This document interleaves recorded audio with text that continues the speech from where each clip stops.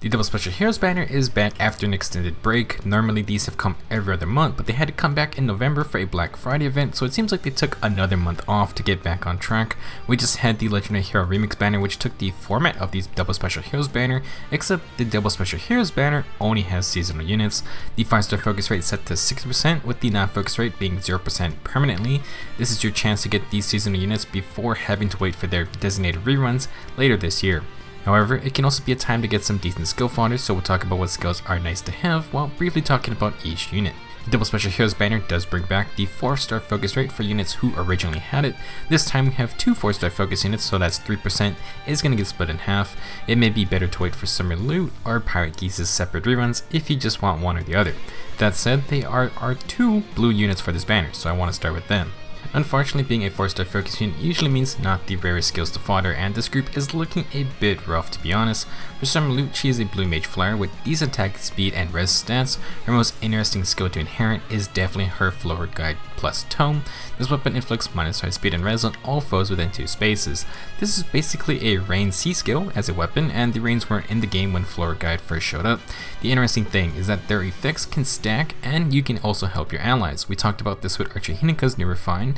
If you're in the right position, you can debuff an enemy that an ally is fighting, and specifically, if Lute was next to a teammate, she would debuff any melee foes that initiated on either of them. You can create some nasty fireballs with these type of debuffs stacking. While there are stronger debuffing weapons with bonus effects, Flower Guide has no requirements you need to meet. It's an always active -5 speed and res debuff. One of these stronger debuffing weapons belongs to Pirate Geese. Geese is a very solid infantry lance unit, high HP, attack, and some pretty good speed and defense, flexible enough to build around. Like Lute, his most interesting skill to fodder is his Flowing Lance Plus, which is arguably one of the strongest inheritable lances and one I recommend very often. The reason being is that Flowing Lance is a solo type weapon that inflicts -5 attack and defense on the foe during combat and neutralizes attack and defense field buffs. Pretty much a low attack and defense weapon, and you just need to be alone. Thanks to being able to stack double solo skills and rouse buffs, you can make a very strong brawling build that gets stats for both phases. It's an incredible inheritable weapon, just like Darius' Deck Swabber, which is the Axe version of the weapon, and Anon from the new banner, who just brought us the Sword version. For the most part, the blue group is very lacking in multiple rare passive skill options. Speed Tactic and Infantry Pulse are good, but not insane. The strength of this group is having an increased chance at both Lute and Geese if you want them for merges, or if you want their inheritable weapons. Moving on to red, we have Summer Joshua and Duo Sigurd and Deirdre. Summer Joshua is a red infantry archer with some pretty nice attack and speed stats and a balanced defense and res spread. His core bow plus is just like Lute's Tome, except it inflicts -5 speed and defense. Another decent inheritable weapon, pretty solid for a desperation build. For his other skills, Joshua has attack and speed link 3 for +6 attack and speed buffs for both him and an ally, and fortified defense 4, which is a +7 defense field buff. 2 buffing skills that are both nice to have, but not pivotal to most builds. Next is Duo Sigurd and Deirdre. They are a red mage cavalier and a dancer, which is extra scary. Their dual skill is a sort of a reposition ability, and it gives them that dual 185 BST boost, which is honestly crazy for this class type. A ranged cavalier dancer gets hit with so many BST penalties, but for arena scoring purposes, all of that's going to go away, and Duo Sigurd is min-max for attack and res. The Gilt Goblet boosts attack and res further and reduces damage from all mages by 50%. This pair also comes with attack and res bond 4, low attack and res, and joint hold res. 3 amazing skills for a mage counter unit, and each of them are worth foddering off. Just in terms of unique class types, Duo Sigurd and Deirdre are a great unit. 3 movement dancer plus 3 great skills if you need some fodder. Moving on to the green group, we have Harmonized Veronica Xander. They're an Axe Cavalier and basically the prototype to do so with low speed but high attack, defense, and resistance. Their Gate Anchor Axe accelerates specials, and if they aren't next to an ally, they get +5 defense and res while inflicting -5 defense and res on the foe, plus they're going to get a follow-up attack. Actually a very powerful weapon and a variation on the other pirate weapons. Their Harmonized skill grants Resonant Shields, which grants +4 defense and res, and in the first combat in player or enemy phase, they prevent one enemy follow-up attack, very strong when used with Gate Anchor Axe. For their passive skills, they come with attack and defense solo 4, low attack and defense 3, and attack and defense gap for buffing an ally, another 3 great passive skills for foddering. Again, Duso showcases what this type of cavalier can do, so if you like him, Harmonized Veronica and Xander are similar, just with different stats allocated through their base kit skills. I guess we just have to wait for a sword version of this solo Great Knight Cavalier archetype. Second is Halloween female Grima. She's a flying green dragon with low speed and high everything else. She's basically a combination of fallen male Grima's stat spread and color with legendary female Grima's flying movement type and personal A skill.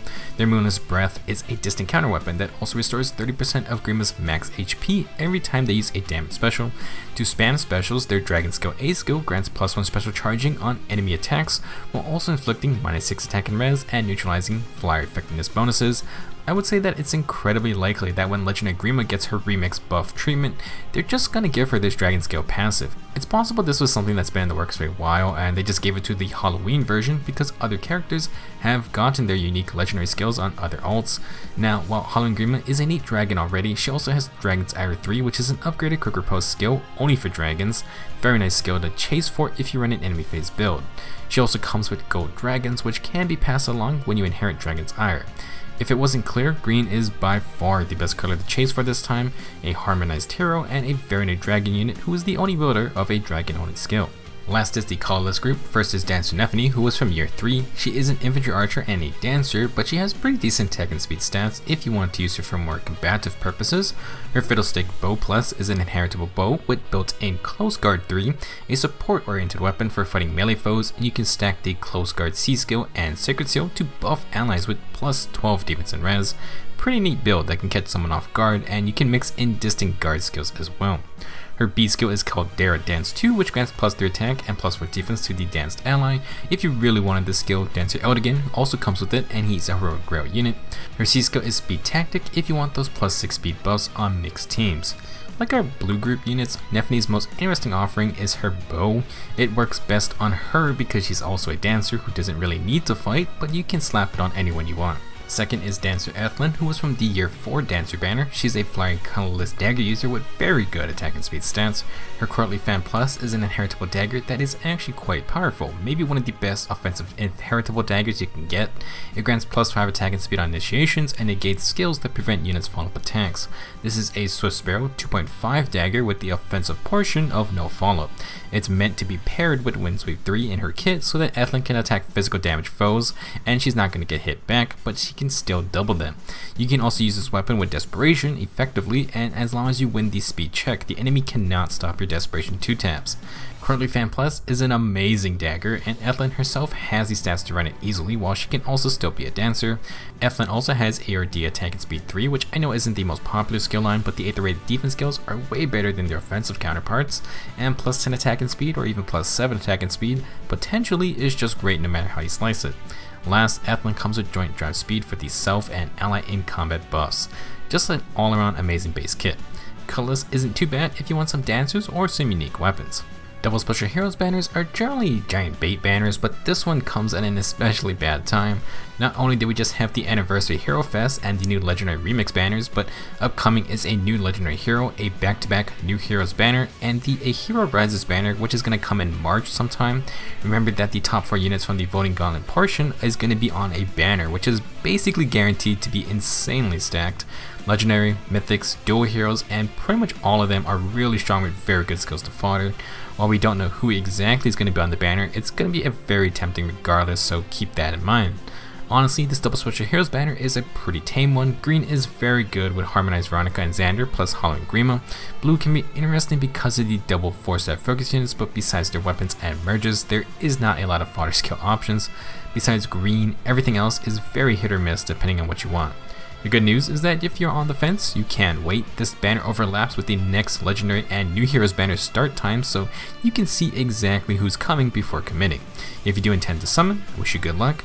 I am tempted to go for a Geese or Halloween Grima myself, but I'm gonna hold off for now. Thanks for watching. I'll see you guys in the next one.